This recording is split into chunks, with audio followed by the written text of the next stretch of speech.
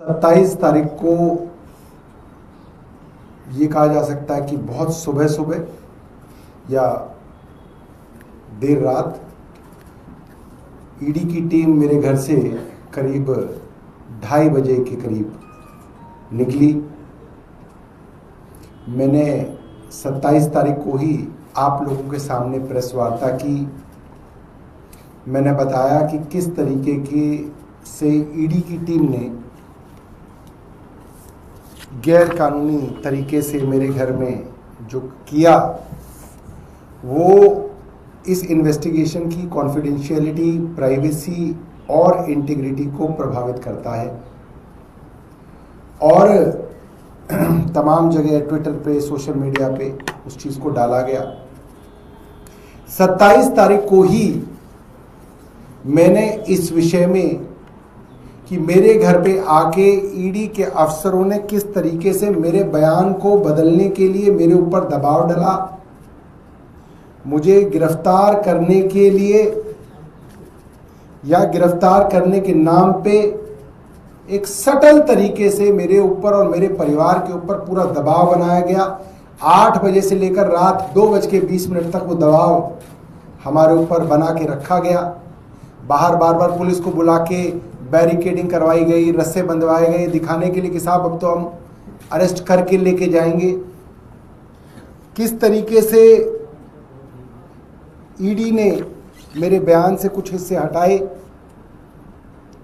किस तरीके से पहले पंचनामे को जिसपे मेरे दस्तखत थे उसको नष्ट करके दूसरा झूठा पंचनामा बनाया गया और उसके ऊपर जो सो कॉल्ड इंडिपेंडेंट विटनेस हैं, जो 2 गवाह थे वहाँ पे, जो बैंक के सरकारी बैंक के एम्प्लॉय थे जिनको ईडी लेके आई थी, उन्होंने झूठे पंचनामे पे दोबारा दस्तखत करे।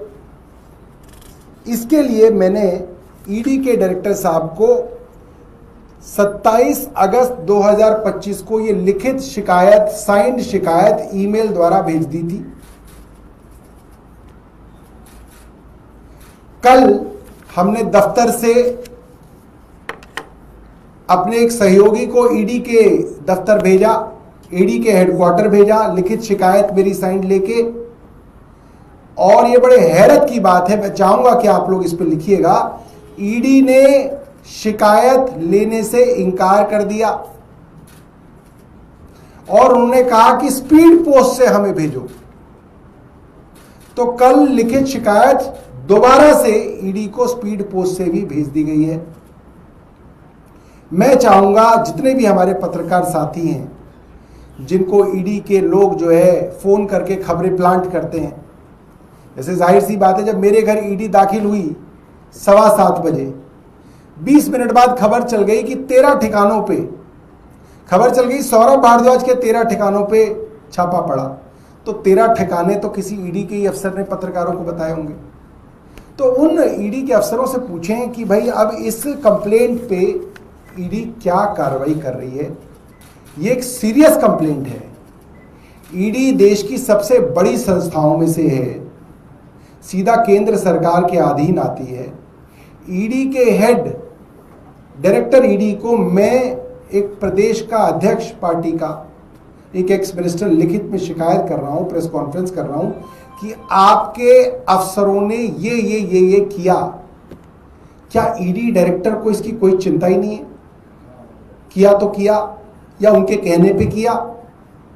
क्या केंद्र सरकार को इसकी कोई चिंता नहीं है कि ईडी के अफसर इस तरीके से खुल्लम खुल्ला धोखाधड़ी, जिसकी जैसे सुप्रीम कोर्ट ने उनके लिए एक शब्द इस्तेमाल किया था, crooks.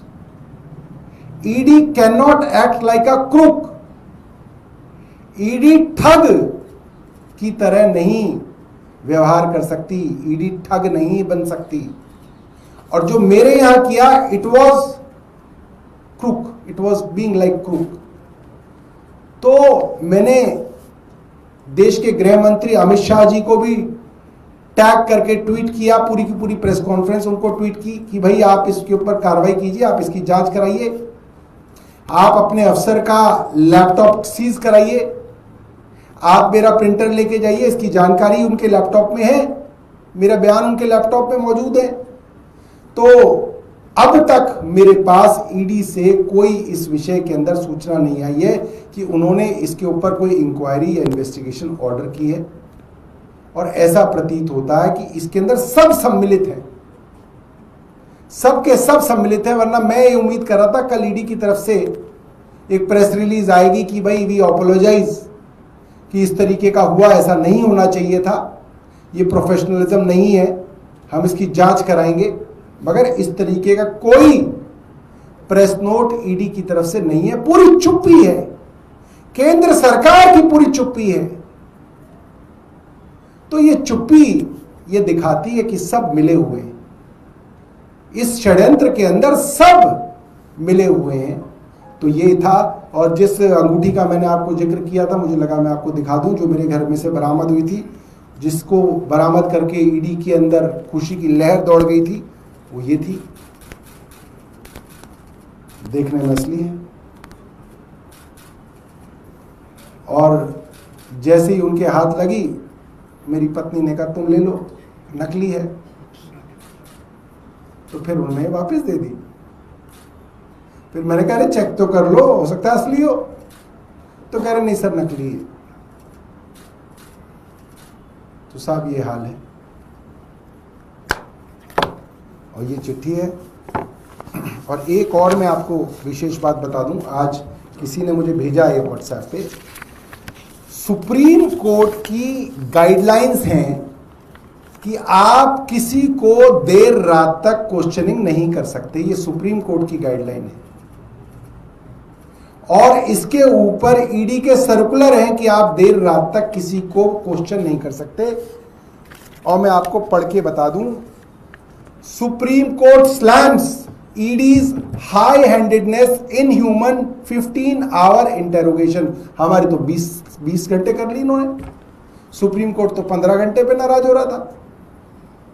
Taking note of enforcement directorates high handedness and inhuman conduct in interrogating a person for almost 15 hours, which went beyond midnight. Supreme Court on Thursday pulled up ED and expressed concern over agency's approach in conducting probe. और ये हरियाणा के एक Congress MLA का मामला था, mining का। उसके ऊपर सुप्रीम कोर्ट की डबल बेंच के ये आदेश थे ईडी को कि आप ऑफिस आवर्स में ही किसी की क्वेश्चनिंग कर सकते हो, आप ऑफिस आवर्स के बाद किसी की क्वेश्चनिंग नहीं कर सकते। और सारे देश की मीडिया ने देखा है, वो मेरे घर सुबह 7:15 बजे आए और शाम को क्या रात को, बल्कि अगले दिन की 2:20 पे उन्होंने जो झूठा पंचनामा है वो दिखाया। तो आप मान सकते हैं 2:30 बजे के करीब वो मेरे